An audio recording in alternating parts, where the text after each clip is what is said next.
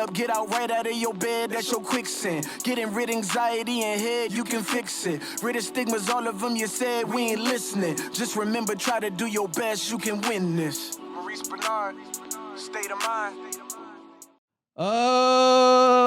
Okay, this is State of Mind, Sunday. Please, if you like what you see right here, subscribe. And, you know, look, I already told you guys if we get to 200,000, I mean, I don't know why this last 50,000 here is getting like we're crawling, man. Well, after today, we won't crawl that much. I can guarantee you that. Oh, that's funny. It's not that funny.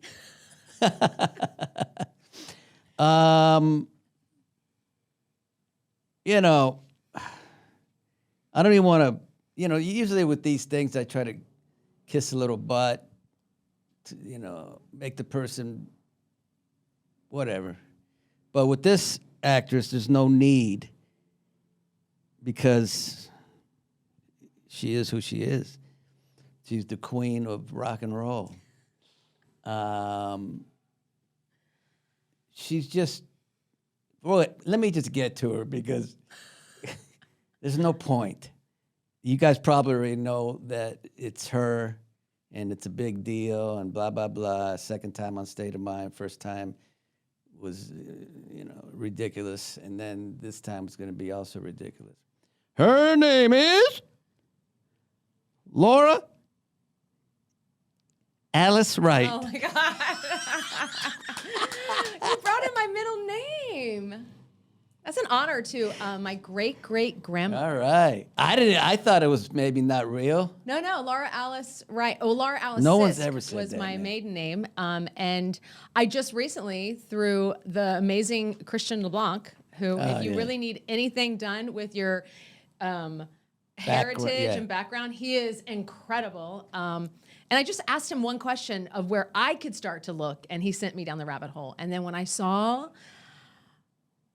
the name Laura Alice for my aunt, it just went through me. I got really emotional. I was like, oh my God, I always knew that I was named after my grandmother, but I really never felt what that meant to me. Wow. It was pretty incredible. So yeah, thanks for saying my whole name. And it's cool.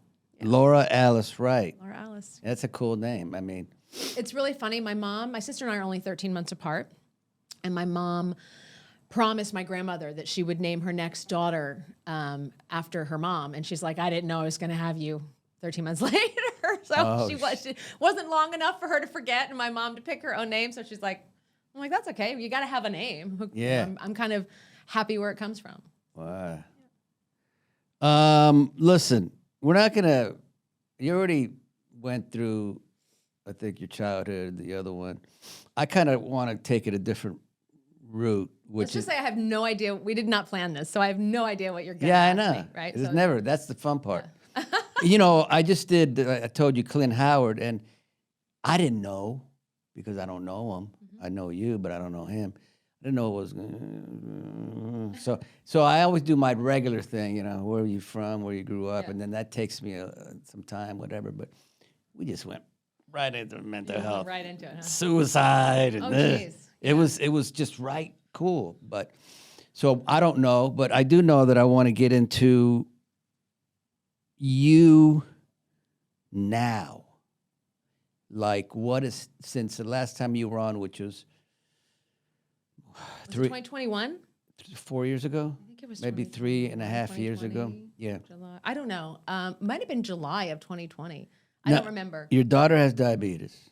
My daughter was diagnosed, Lauren, with type 1 diabetes. And what exactly is that? Type 1 is where you're insulin dependent for the rest of your life. Ooh. Type 2, many doctors, I mean, they should just be two totally different diseases. They should have different names. A lot of people, you know, very frustrating for the diabetic community if you're type 1 when people look at you and say, well, can't you just change your eating habits? It's like, boy, wouldn't that be great? She's, you know, she is insulin dependent for the rest of her life. She has a Dexcom that monitors her blood sugar, and then what's a Dexcom? It monitors. It's a little round device that with a needle you attached to you. Yeah. And that reads your blood sugar, monitors, lets you know where you are, and then she has an Omnipod. They talk to each other, and her Omnipod, she can like type in what she eats and it gives her the insulin instead of her. Because before that, she was giving herself shots before every meal.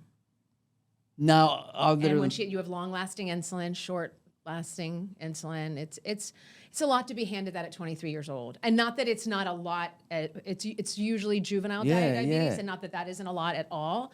It just it's just a different experience. I will say not one's better or easier at all. Especially. but if you're a are there parent of a levels child. of diabetes? Like some, Well, that there's type seems 1 like and a then there's lot. type 2, and then there's another. I think there's like a middle ground. I don't understand that, so I don't want to speak of it. But I know hers. She's type 1, and I know it was in my my grandmother was type 1 diabetic, and any if it's in your genetics, from what she was told, any major virus or something can kick it out, and for her it was COVID.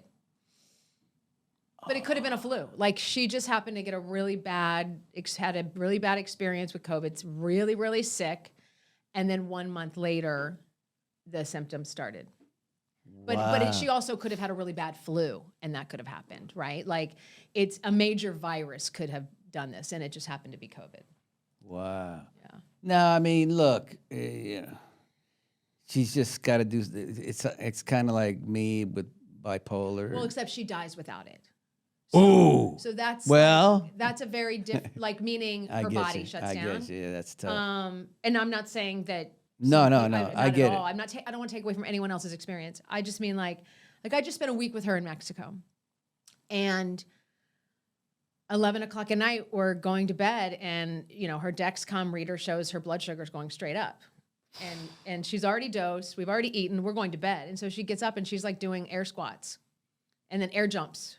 Because the more you like working out and walking and stuff lowers your blood sugar. Oh. So and if she doesn't get the blood, and then she doesn't want to dose, right? Yeah. Because then if she gives herself, and this is her particular situation, if she gives herself some insulin to go to bed, it could tank her blood sugar, and then her Dexcom wakes up with an alarm screaming in the middle of the night that she then needs to eat sugar. I mean, it's like chasing the blood sugar. So it's a challenge, right? Every single thing she eats, every walk she takes, every stress, her menstrual cycle, every single experience affects her blood sugar. And she has to think about it all the time. Now, All the time. And then she has an Omnipod and the Dexcom, and they talk to each other with her on her cell phone, which is amazing, by the way. Like, I grew up with my grandmother. And my boyfriend, funny enough, my first boyfriend in high school was a diabetic, a type 1 diabetic. And so I had a lot of this around me. And they had no way of, there was no technology back then that could help them. And so Lauren, we had a little pool at our place, and it was like watching her swim and be this little kid again. It was so much fun, and we were having the best time. And she gets out of the pool, and her Omnipod's fried because it was in water too long. Oh. And so, oh my gosh, right? She had to and I'm not saying we didn't have backups and we didn't fix it, but then then all of a sudden her pool time became a whole different story. So on one hand, two things can be true. It is incredible that she has the technology at her fingertips at any time to help her. But it's also, as a mom, hard watching your daughter maneuver through this experience. It's her experience. It does, and she's handling it like a rock star. She's already got a degree in nutrition because, she wants to learn as much as she can and then pay it forward. And, there's many great things, but it's also a challenge. What if she, forgets to do it one night, let's say? You could. Well, she won't because she has the Dexcom, but people slip into diabetic comas. Damn. Yeah. I mean, there's real, that boyfriend from high school that I told you about, he passed away in a diabetic coma, and I think he was in his 40s. So see, the great thing. This is a real thing. The great thing about this conversation is that it's people are learning about what this really is, because for me, I just grew up thinking that's not that big a deal. Right. And well, let's take it a step further. I think, and I'm sure people that are diabetic that are watching the show will know better, and I can Google it. But I don't think insulin was even created until 1922. So before 1922, it was called the sugar disease, and you died. Damn. Like they had figured out that you could keep carbohydrates away for a while, but that might have extended your life by a bit. But children, it was mostly juvenile diabetes. It's rare that people later in life become type 1, but possible. But it was it's considered juvenile diabetes, and children died. And I kept thinking when all this hit, I'm like, wow, so my grandmother was one of the first to actually get to use insulin. And Damn. so, yeah, I wouldn't be here. That's so it's amazing. kind of crazy. And so I want to honor, because I have a lot of friends who have been, and we actually have, people that we know on the show whose family members have diabetes. So I want to honor the true challenges that were there before the technology became available. So I don't want to say that I'm not so grateful. It's just, it's a challenge. Yeah. And so I just want to wrap my arms around every mom that, that has, especially with the little ones, because when they sleep, little kids sleep hard, and you're the mom staring at them worrying if the blood sugar in your phone goes off. Yeah, I mean, it's a lot. So I honor all of the people. I also have to go as far as to say, I think insulin should be 100% free in this country. I cannot believe it's not. There's a lot of medications. Insulin should be 100% free. People try to ration their insulin and wind up in diabetic comas. Oh. And it's very dangerous. I also have to tell the story real quick. I'll make it fast. Finola Hughes is the reason she helped my daughter get diagnosed. My daughter was on vacation in London and was really struggling, could tell something was wrong with her. She had been there for like quite a few weeks. And when I'm looking at her, she's like she looked really thin. And she's like, yeah, I don't know what's going on. And I knew Finola was in London visiting her brother and sister-in-law, who are both doctors. So I reached out to Finola, who was on her way or back home from the airport. Her flight got canceled, thank God, or she would have been in the air and I wouldn't have been able to help Lauren. I talked to Finola, told her my daughter's symptoms. She told her sister-in-law, and her sister-in-law was like, get her to an emergency room right now. It's diabetes. And literally, Lauren walks in. It's the hottest day of the year. It's coming up, I think, on Lauren's 2 or 3 year, and I think her 3-year anniversary of being diagnosed. She was the hottest day of the year in London. And of course, they looked, and there's people coming in, passing out from heat stroke, and they're looking at Lauren, this American girl that looks fine.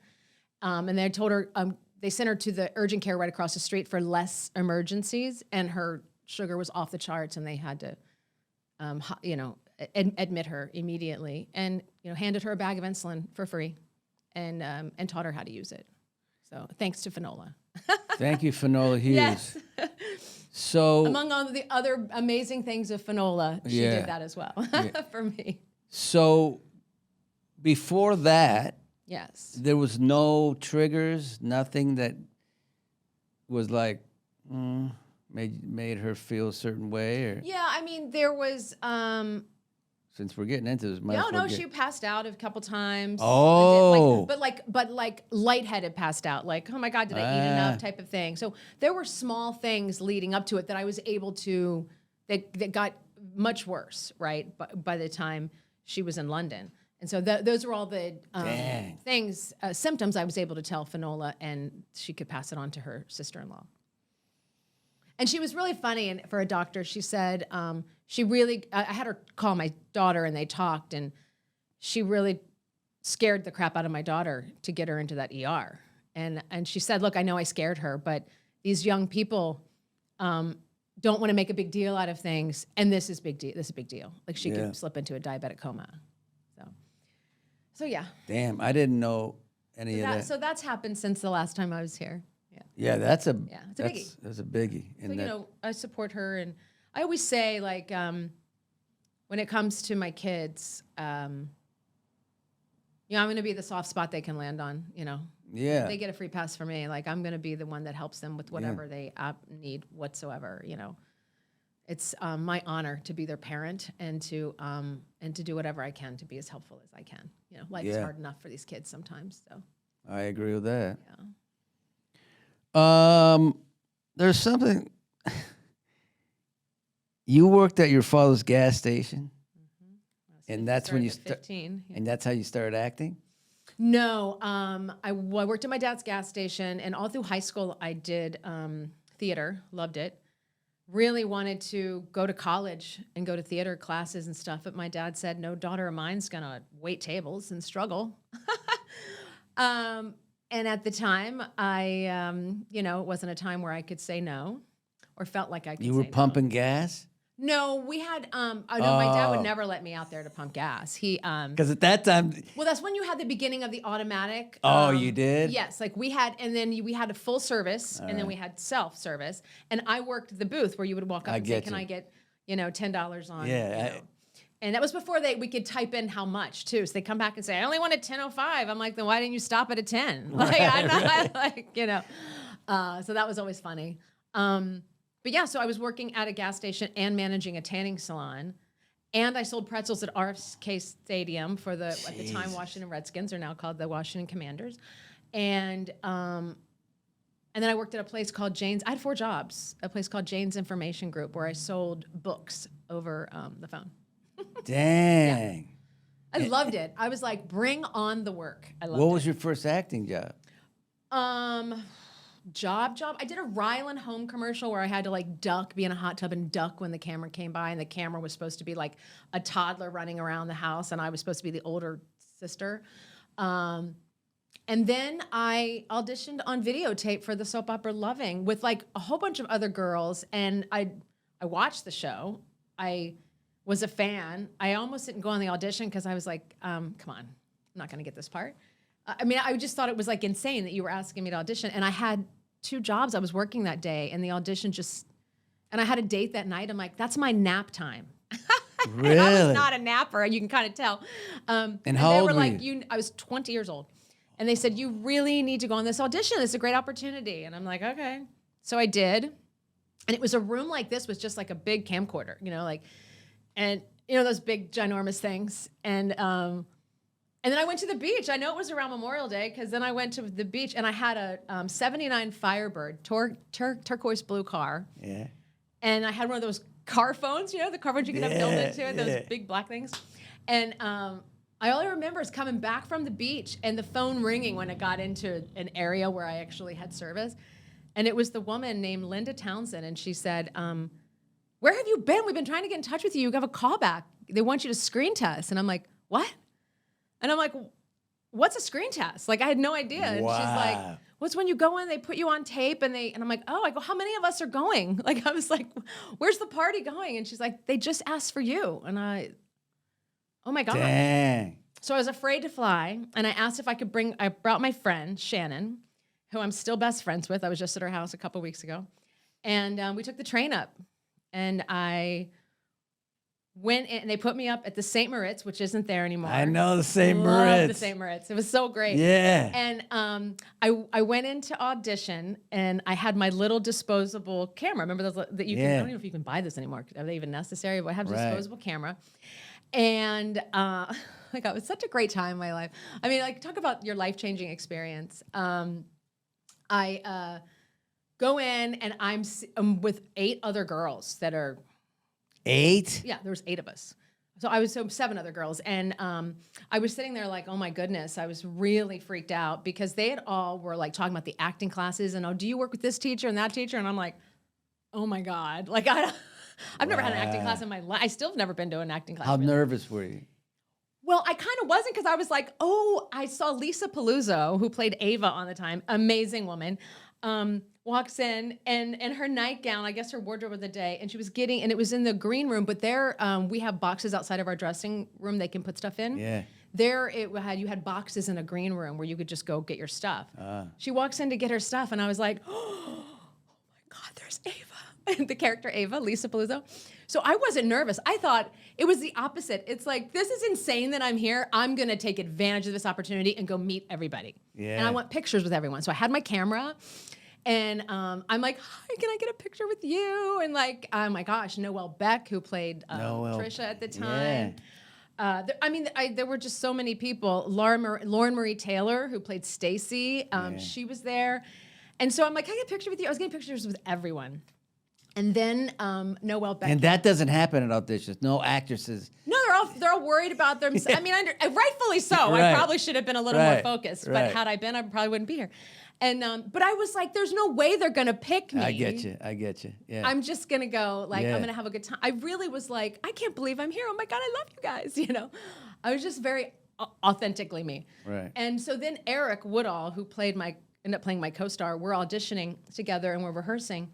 And I was like, have we met before? And he's like, no.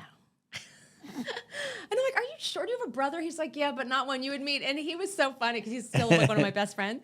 But he was so funny because he's like, when you were doing that, I thought, is she trying to get the job by being nice? He goes, Yeah. and then to know you really are that person. I'm like, yeah, I would have even thought about trying to play someone to get the job.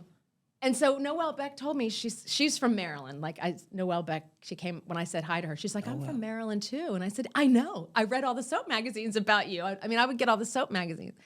And she said, you know, when I went up to audition, this was my first audition when I was 16. And she's like, you go up there and you tell yourself you can do this and that the part's yours before you walk on that stage. Yeah. And that's exactly what I did.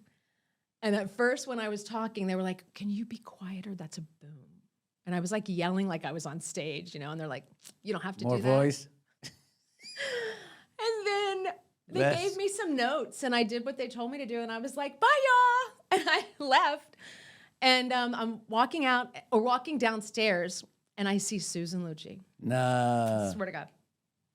And I go, Susan, because we shot in the same building as All My Children. And I go, Susan, and she turns around and she's like, yes, you know, Susan, it's she's just so her and her awesomeness. And I said, I'm auditioning, but I'm also a fan. Can I get a picture with you? Oh and she's like looking for security. Like, oh my God. Oh my. And so I got a picture with Susan and I get on the train home with my friend Shannon and I said, I think I'm going to get that job. And she's like, Really? and she goes, Laura, really? And I go, no, not because I'm good. I go, I just really believe that all of those people are going to be in my life. Like, I really think those people are going to be my friends. And she's like, okay. And 2 days later, I'm working at my dad's gas station, literally sweeping the floor. And the phone rings. And they said, can I speak to Allison Rescott? And that was the name of the character. That's amazing. And everything changed in that moment. Everything changed. And in a million ways. Not just celebrity on TV, blah, blah, blah. I mean, everything changed. Well, my audition for All My and Children. here's another one. Not one of those pictures came out. Oh, wow. Because I didn't need them. That's amazing. Because they were all going to be, not one, I turned it in, black. That's amazing. So, sorry about that. Mine was horrible. I went, Oh. I went to All My Children, and about 5 people in, the producer comes out and says, we found our guy. This is him. And it wasn't me. Oh. So I'm like, They do that? well, he didn't know I was in the room. Oh. I was in a separate room. He went into another room. Oh, my But he's goodness. going, this is him. And they did hire him. It's James Horan. And he goes, this is our Oh, I know James Horan. this is our creed. This is our creed. So I'm like, we're probably better because it made it. I didn't think I was gonna get it. So, but you know me, I'm sweating and all this shit. And I then do know you. they called because Lauren Holly became friends with her Yeah. later. And she said you were sweating and shit. And then they said we want you to audition for another role. So I went in for a doctor dude. And then You a doctor? yeah. And then I went home the next morning. They called and I thought, and they said, you didn't get out of the roles, but we're creating Nico. And that was it. There you go. Same kind of. So Cecily and Yeah, Nico? Nico and what Julie and Nico then. I said. watched. I remember. So let's talk about in this realm, and then we'll get off soap operas. I usually don't talk a lot about soap operas, but since it's us, the audience will love it. Well, yeah. How'd you get General Hospital? Oh my God. Did we talk about how you didn't want me to have the part? Because if you're going to ask and open that door. Okay. No, I'm gonna. Okay, you know what we should do? Okay, since. And no, the funny thing is, I never cared. Yeah. Like, I so understood. That's the thing. Like, I totally get it. Like, yeah. Okay, I'm gonna give. And you immediately changed your you tune. give your version, and then I'm Right. gonna give my version. Okay, so from my perspective Yes. at the time. Yes. Right, I come in, bebop, and I remember I was like in a flowered shirt and a pair of tight jeans and big curly hair and ABC Burbank, which is very intimidating. And they basically were kind of offering me the part, but the writers and oh my gosh, what's his name? Brian Head of ABC. Franz. Brian Franz, sorry. The writers and Brian Franz wanted to meet with me, and then I walk in, and you are literally. Am I out of frame? I'm like, hi, nice to meet you. Like someone forced you to be there, and they kind of did. Yeah. And then I just answered questions and talked about life and, how excited I was. Like, I didn't really know. I mean, I knew the character watching her and Sarah Brown, a little bit of Tamara. I didn't watch any of Jenny, really. Because I was just, working myself with two kids. And then I wanted to talk to you one-on-one just to be like, well, what's the dynamic and get your take. And you were like, I'm not really feeling well. I'm kind of sick and I can't. And I was like, okay. Like, what were you going to do? And so I left. And then, I just heard from a couple of people that you weren't, not that you didn't want me to have the part. You just didn't want maybe anyone. Anyone, for sure. Yeah. And I was like, oh, okay. And then I just decided to stay really true to the script, like just stay focused on the page and not worried about what people were thinking. Because, I was recasting a very important, popular role. Yeah. And not only was, I'm sure, everyone else going, what the heck's going on, with a big energy like I do have. But I tried to reel that in a bit and stay really focused on the page and honor the audience and the other actors by not insulting anyone or stepping on toes. Yeah. And then I think it just took in my experience, one scene that we shot that was a recreate. I think of you and Tamara with the red dress and dipping something in and like letting you lick my finger, which is always so bizarre when you don't know someone very well. Because now we'd laugh at it and make it like great, and then afterwards high five how awesome we are, But back then it was our first time, 20 years ago, by the way. 20 years ago. And I think it was after that you complimented me on the scene, and then there was just no going back. It was just like we were dialed in, and that was probably like within the first 3 weeks. You just hit it. So that was my hit a grand slam, and then it's over. But I do love to joke with you about how you didn't want me there. But I will give you. I'll give you my perspective. Look, I didn't want really anyone out, but the person that got let go, I was good with at that time to be let go. I just was like maybe over Carly, you know what I mean? Maybe I was just done with this Carly and Sonny right, thing. the locking you into Carly, for sure.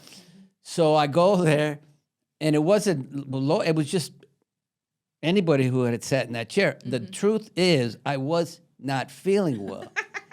Now that could have been the excuse to get out of anything. But I wasn't feeling well. And you were also, they did kind of strong arm you into showing up. Yes. Yeah, right. Now, you don't know what happened when you left. No, I have no idea. Okay. So I'm sitting there, and Brian Franz, I'm just going to be honest. I'm not saying anything bad. He starts talking about something. I don't remember exactly what it was. And I said, look, with that story, with me and so-and-so and so-and-so, the ratings were good. And he said, had nothing to do with you. And Bob and Jill looked at me and were scared. Because at that time, I was a totally different person also. Yes, I know. So I looked at him like, oh, fuck. because like I wanted to just jump up, and then Jill said, "Okay, that's it. We're done with the meeting. Well, let's go." And then I left, and that was the end. And then, Well, then I turned the job down, actually. oh, you did? I did, because I was terrified to move out to California. Oh, I didn't know I was that. terrified to This is move. all stuff you guys are knowing for the first time. Yeah. I turned the job down, and I went into negotiation with Guiding Light. So I'm like, I was on Guiding Light at the time. And I was only in negotiation or in talks to come. I didn't even get to money negotiation or any of that with Carly. At that point, when I met you, like, it was just, are we going to offer her the job and go into negotiation? Is she going to want to take the job? And so I went into negotiating with Guiding Light, and they knew I had been out to talk to General Hospital because I wasn't going to lie. But I also wasn't trying to play anyone. I said, I turned them down. I'm choosing to stay here. I wasn't trying to do the money game that a lot of people will do, like the big war type thing. And not that I think that's wrong for other people. It just doesn't sit well with me. And I loved the show, Guiding Light. It was great years of my life. It was an amazing experience for me. Had both my kids there. I still am, so close and adore so many of the people. But it would have been canceled. Huh? It would have been canceled. No, for sure. And it was canceled. And so, but they said no to every single thing I asked for. And it really wasn't like, and I was really mad about that. I was like, what? Like, are you kidding me? One of the big things I asked for was to not have my contract with Guiding Light, but to have it with Procter & Gamble. So, and that if Guiding Light was canceled, I could go to As the World Turns. Damn. I was like, and I really loved As the World Turns, because at the time I didn't know Mara West very well, and I thought if I could get to work with an actress like Mara West, like how funny the universe is, because I do. But they said no to that. They told me I was going to be working like crazy. So at the time, I asked for at least a 3-show guarantee, probably more. I might have asked for a 3 or 4-show guarantee, which first of all, they don't exist anymore. But then they did. And they said no. And I said, well, if I'm going to be working as much as you say, then it shouldn't matter if you guarantee me the show. Just every single thing was not a negotiation. It was a no. It wasn't even like any of it. And right when I got off the phone, this is so bizarre how life happens. Right when I got off the phone with my agent telling me that they said no, the phone rings and it's Jill Farron Phelps. Damn. I mean, we're talking maybe 10 minutes. Just enough for me to get really pissed, for me to... Because, you can get in that headspace where you're all wound up, and then like 20 minutes later, you're starting to come down from it, and you're like, okay, let me think. No, I was right in the middle of like, are you effing kidding me? And I said, hello, and she's like, Laura, it's Jill Farron Phelps. And I said, hi. And she's like, I'm calling to show the love. The writers want you. Wow. Is there anything we can do? And I said, I'm yours. She's like, what? And I said, the answer is yes. She goes, hold up. She's like, you're telling me. I go, I'm telling you right now that I'm quitting Guiding Light and I will come to General Hospital. And she's like, have you told Ellen Wheeler yet? Because she was Ellen Wheeler. She's our producer. Oh, I love Ellen. Yeah. And I said, no. She said, call me back after you've actually quit. And I said, okay. And that's how it happened. And when you told Ellen later? Ellen wasn't later. That was the time when we were moving from one studio to another, the whole show. And so the phones weren't in, like there was, cell phones weren't what they are now, it was all very difficult. And so I was like, I'm sitting on the floor in my kitchen under the kitchen table. That's how afraid I was of doing this.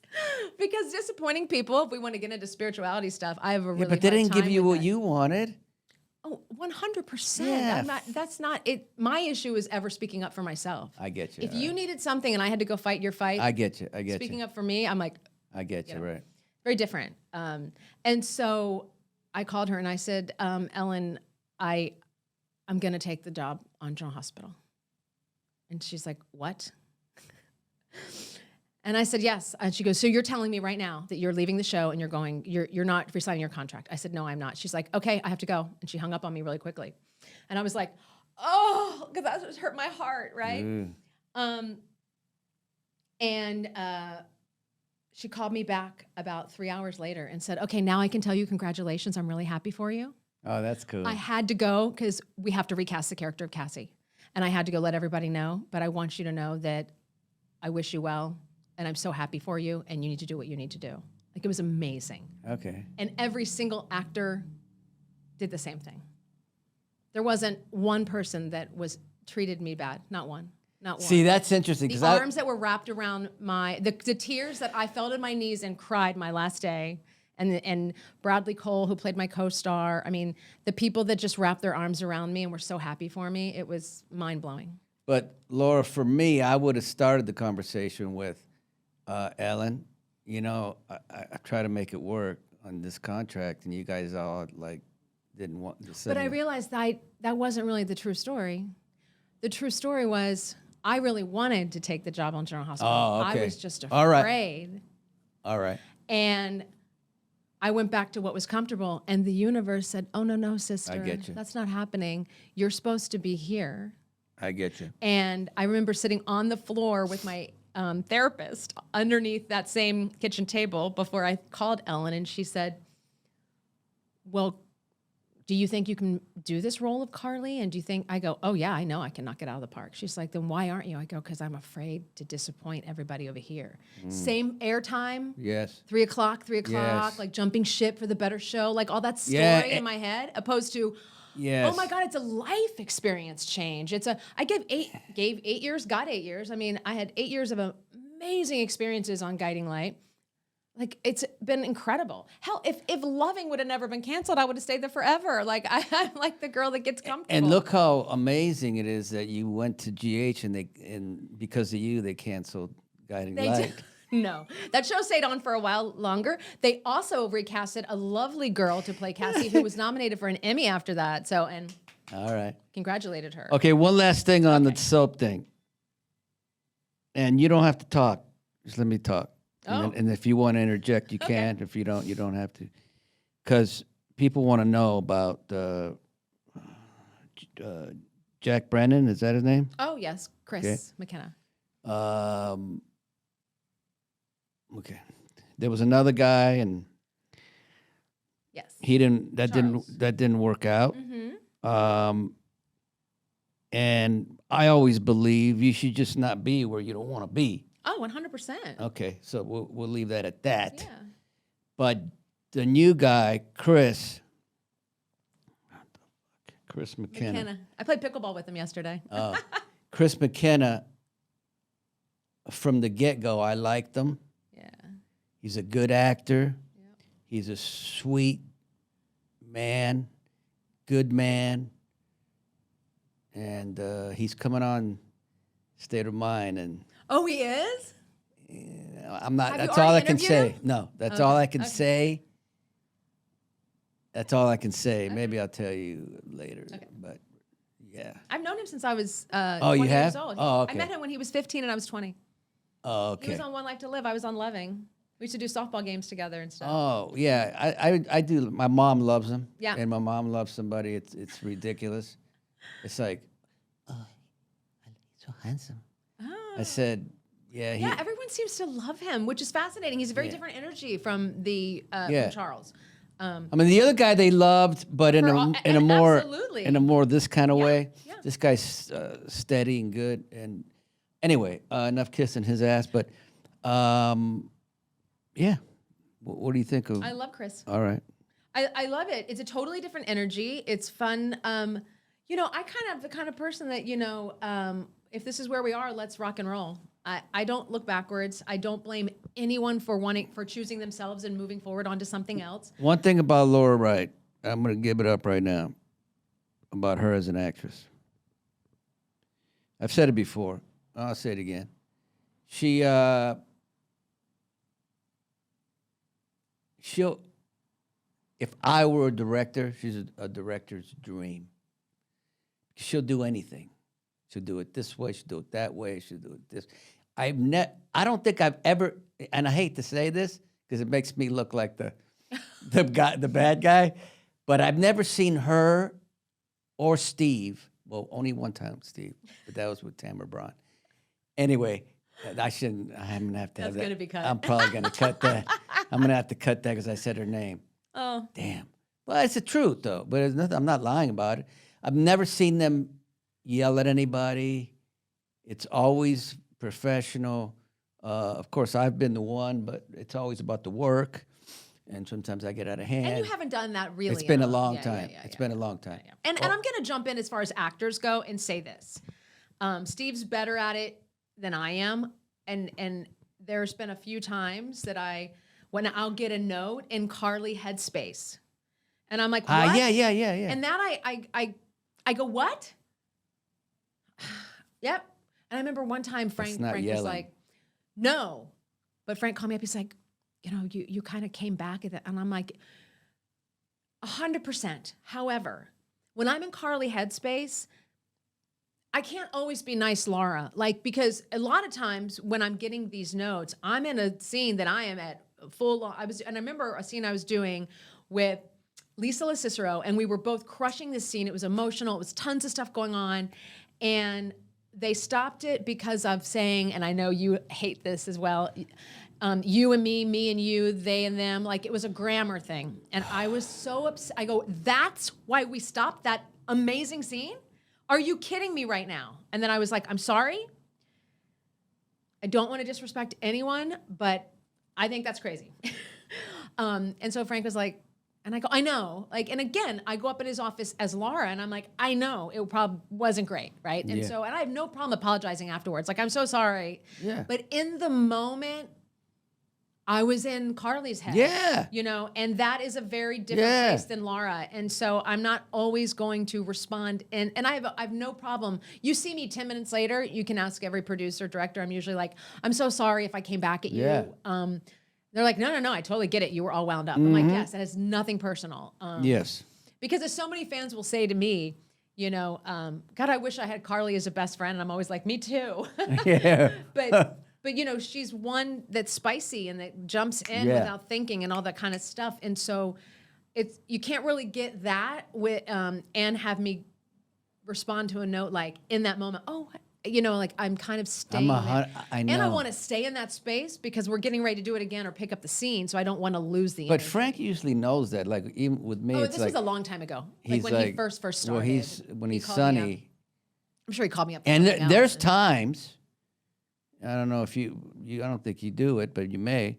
There's times where I'll get upset, yell, because I want to get more We juice. do get riled up. Yeah, for sure. Right. Yeah. No, yeah. And I'll be And in most people know that, I think, and he knows that now. This is like when he Yeah. first started, and I'm pretty sure he called me up for something else, and that came up, and we had a great talk about it. Like, it was a great, and he was like, you know what, you're 100% right. I go, it's never personal or that I'm mad at someone. I just I'm in a very different headspace, and yeah. I mean, when Scott McKenzie, one of our directors on the show, like, I always worked with him when I was premenstrual. And so I think the week would end and I'd bring him in a bottle of wine at the time going, I'm really sorry I yelled at you. That's funny. Sorry, you get it every time, every month, Scott. It's yours. Yeah, I did that. I love him.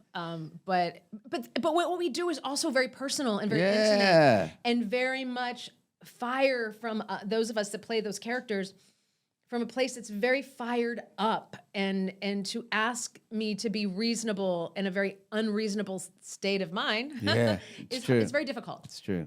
You know. All right, let's get into, we've covered everything except two things left. Okay. Take me on a spiritual journey.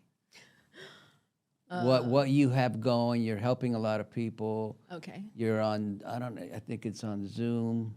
You do Yes, that. I do a sacred space on. Sacred space. What does that mean to you? Well, I've been thinking a lot about this because I'm doing a lot of work on this right now. I have a lot of things, a lot of moving parts going on.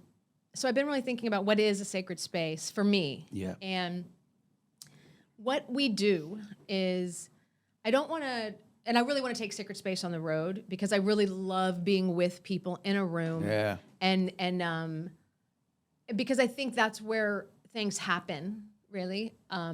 The Zooms are great and they've been amazing. But I don't want to stand on a stage somewhere and tell someone I'm going to change their lives. No.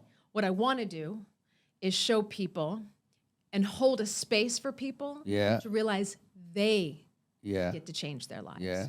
That I think, and or not, right? Like, Right.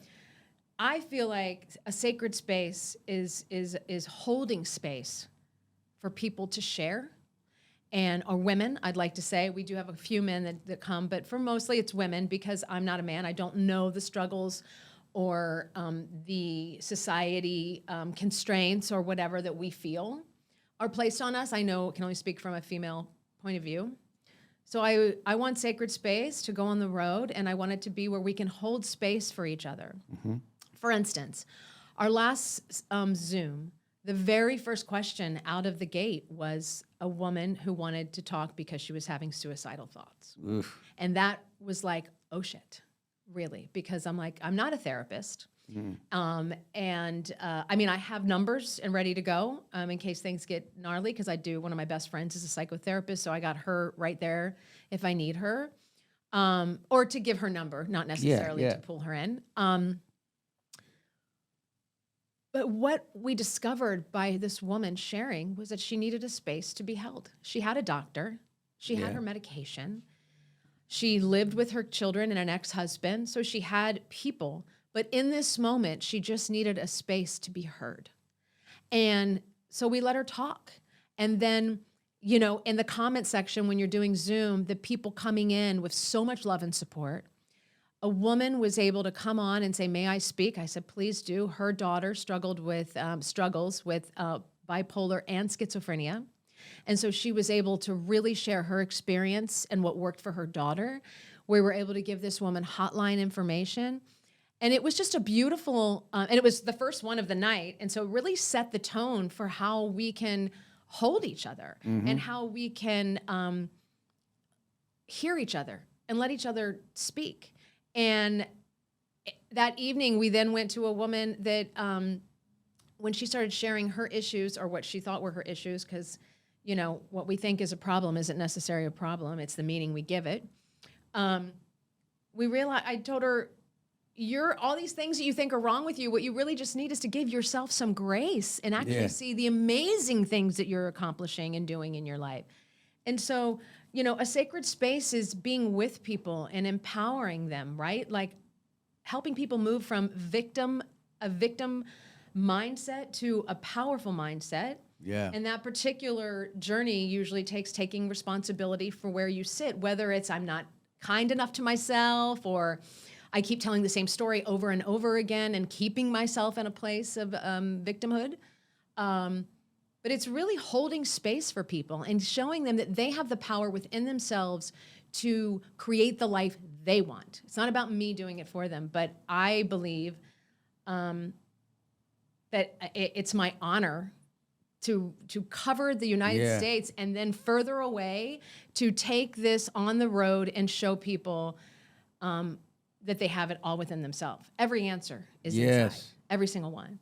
And that we're afraid of that. I mean, I'm afraid of it. I'm not perfect. I have so much stuff that, like we were talking earlier, like you would think that I am this tough person that, you know, handles all my problems. I figure it all out. No way. I really struggled for a long time with confrontation, like not even confrontation, struggled for a long time of being able to say what I need and what works for me.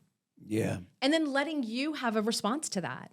I would fight for it. I could fight for what I want. You're not taking this from me. Let's go. I knew how to approach situations from that perspective, but never of this is what I need. Yeah. This is what works for me. And then seeing what evolves from that.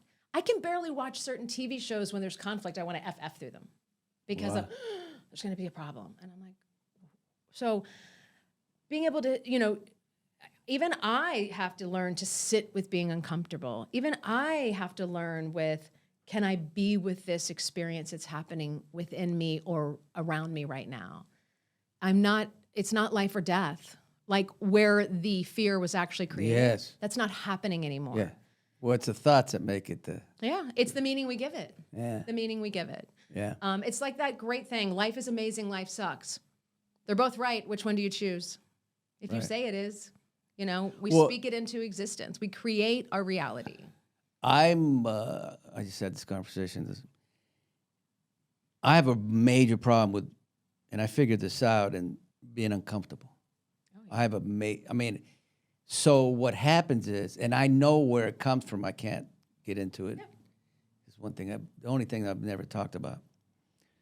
And you may know. And that's You may okay, know. right? Because people need yeah. to earn the right to hear your story. And Yeah, I do yeah. know we change lives by sharing our story, but Sometimes you just sometimes you have to keep certain things Yeah. close. Absolutely.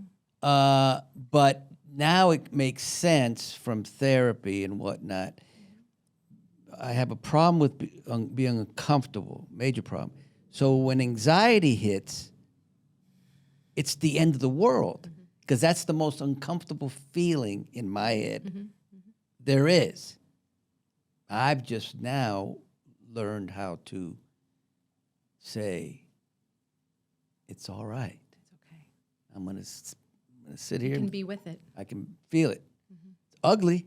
Yeah. But you're not going to die. No, and I'm not gonna run. Yeah. I'm not gonna pace like a little fucking. Yeah, because that keeps Exactly. it keeps the mouse on the hamster wheel or whatever. Yes. On the hamster wheel, yeah. So I think it's very important you continue to do this. But the thing that the thing about this is, so many people, and I don't want to down on people, but so many people talk about doing things, and then they don't do it, and it's a shame because a lot of people have a voice that you seem to be doing this, and you haven't stopped it. And you probably won't, and you'll continue. Well, I have imposter syndrome really bad at times where I'm always like, oh, nobody wants to hear for anything from me. Yeah, and I'm like, that's a lie. That's the voice that wants to keep me small because the reality is every single time I show up to any event, the amazing, beautiful people out there, the questions they ask, how did you do this? What do I do about this? How can I do this? And the answer is that I don't have their answer, but I want to be a resource for people to show them what they have inside themselves. Yes. And that to me is everything. Yeah, exactly. And you, because, I've interviewed, how many people. The reason why you'll be successful, aside from the heart of wanting to help people, is you're a good storyteller. And that is very important. When I'm in here and I watch, a lot of times in my head, I'm like, damn, she's a good storyteller. And that's very important with all this stuff because not only are you doing it for the love of helping, but I hate to say it, but it's entertaining.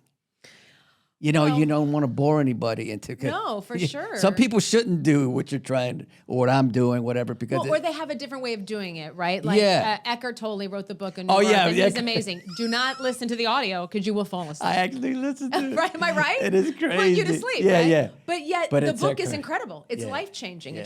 It was one of the many books that changed my life. Deepak Chopra, incredible man. Yeah. Can't listen to an audio. It's amazing. But yet his path is different, right? I wouldn't say I'm turning on Deepak or Eckhart Tolle for entertainment purposes. Yeah. Yeah, I mean, that part is just my personality. I can't say I work at it. I'm sure No, sometimes you I don't. should be quiet and pull back a little because I can. With my trainer, every time we work out, he's like, oh my God, every time I give you something to do, your face. Because I look at the weight and I'm thinking, are you out of your mind? And so that is just my personality and my excitement. Your passion. I'm very passionate and I believe life is short. We got one shot at it. Yeah. There is nowhere to go, and in that pit of hopelessness. And if I can give someone something to be hopeful for, if I can give them something to look forward to, if I can teach them that there's something they can do every day for themselves to be hopeful, I love that. Because I was there. Yeah. That's the point. I was there. I was medicated for a certain time. I was on Zoloft and on antidepressants for a situation. Right. Very necessary at the time. And everyone's situation is different, and it's just as important to them as mine is to me. And sometimes it takes a little while because we do like to get stuck in our story and hold on to completely because the ego wants to be right. So we're gonna fight for our rightness. And that's okay too. You want to give someone that for a hot minute, right? Because they did earn that pain. Yeah. But when are you ready to let it go? Yeah. And step into your awesomeness, right? Yeah. Because it's there. Yeah, I love it. I think a sacred space, Laura's World. Welcome to Laura's World and a sacred space. Yeah, put it all out there. Yeah. So I'm gonna end this on some lighter stuff. This is Wait, I gotta laugh that there's tissues sitting next to here. Is this for? I don't know is where this those for you came to make from. people cry. like Barbara Walters. That's so funny. I love it. No, these are questions that I took out of but I don't have that many. There's only one or two. So, Carly wear a wig? No, Okay. that's not a wig. Let me just talk about this. We're gonna settle this right now. Yeah, Can do we it. settle this? Do it. I know so many of you awesome people. This is Laura's hair. It's a lot today. It's great hair. Some days it's today. It's hot here in Los Angeles. It's really growing. It's fantastic. This is why I cannot do this on the show. First of all, he would start laughing every time I walked on set. You would yeah. go, that's big. But it's great hair. It's great hair, but it would take over, and it looks different every day. We sometimes shoot 3 and 4 shows a day, and then do a pickup the next week. You know, we shoot out of order so much. Yes. It's got to be straight. Can you imagine trying to match this? No. Right. So no one makes me wear it straight. I just want to get that out there That's because true, some people yeah. think Frank won't let me or ABC or hair department. It makes no sense to do this. Don't you agree? Yeah, I now I understand. It's too much. Now I It's a understand. lot, and Yeah. I can't match it. So, because tomorrow it could look totally different. So anyway, And people and listen, I would go gray. and no hair extensions either. It's just all me. Yeah, it's all her. It's my great grandmother. I would go gray, but they don't let me. That's all I can say. I would not. And I don't want to. It's a fight that I don't really. It's not that big a deal to me whether it's black or gray. I know you guys hate the black and whatever. It's fine. One last one, and then Well, we're you can pick another color. You don't have to go black, do you? well. There's We don't have to talk. dark brown. Dark brown. Did Carly and Jason have sex? Not with me. I think I missed out on that. Sarah Brown and Carly's, and they did years ago. Oh, they did. Yeah, when she didn't know he was Jason Morgan, and she didn't know he was a quartermain. Oh, they had my sex. gosh. I don't even know. Okay, we got to tell a funny story real quick. When I recently, when Sonny was going through his heart surgery, Oh yeah. right, and Carly's there because of course Carly's gonna take over and Right. make sure that no one gets in there. Whatever, Right. you almost died, and they had our line was my line was, it seems like yesterday when you were shot. And I looked at you and I go, what the hell happened? I didn't play that. When was that? And my line was so funny because it's like, it seems like yesterday. And I'm like, can someone tell me what I'm remembering? I looked to you and you're like, I don't remember. And it was yours. I don't remember anything. I was like, oh, I don't remember shit. I know you don't. I just thought that was so funny. I'm like, why did I even think to look to you? Because I'm of only course you in don't the remember. moment. Try to be real in the moment. That was really funny. Okay, I think we've covered No, it. Carly did not sleep. I did not sleep. No, you but didn't. Sarah but Brown's now it character. makes sense that they slept together. I didn't know that. Otherwise, probably wouldn't even ask the question. And people keep wondering if they're going to put us back together, and I get that all the time. And I just think it's always available, but we're not there yet, right? Like, would Yeah. you say that? I would say that. Yeah. Oh, yeah. Oh, I thought you meant you and Jason. He does that all the time. You and me and Jason. All right. So We should do one with the 3 of us. That would be fun. yeah, you We know. should do like a fan generated question. Yeah. me, We you, and I would like to Steve. do me, Steve, and Laura in a state of mind. Yeah, we could put. I've had on not a lot, but I've had 2 people here. Just get another chair, whatever. And so this was, I don't know what it was because because it was so easy. Which is, I always say, don't work hard, work easy. Because when you acting, especially when you work easy, that means you got it right. If you're working hard, something's off. And with Laura was so easy. I don't even know what we talked about just now. It was like in the Oh, we can hop around with 1,000 different things. yeah, but it was so. I covered everything I wanted to cover, and more. And I think this sacred space. Let me do something right now.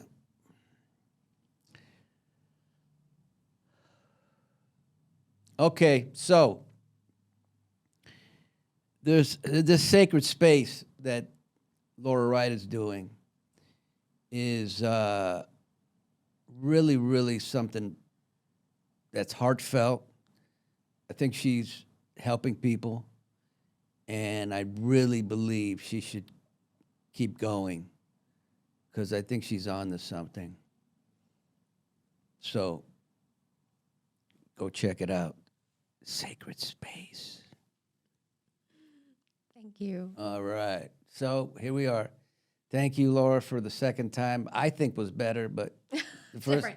the first one was great, but this was just loose, man. It's great. And we didn't have all the noise of your upstairs Yeah, neighbor. yeah. And the gray wall. It is beautiful space you have It here. is cool, right? Yeah. All right, we'll Thank see. you so much for having me. It's been an honor, a true honor, and I love. And anytime you want me back, I'm here. Great, thanks. And sacred space, everybody. Let's not forget that. State of mind, sacred space. State of mind, sacred space.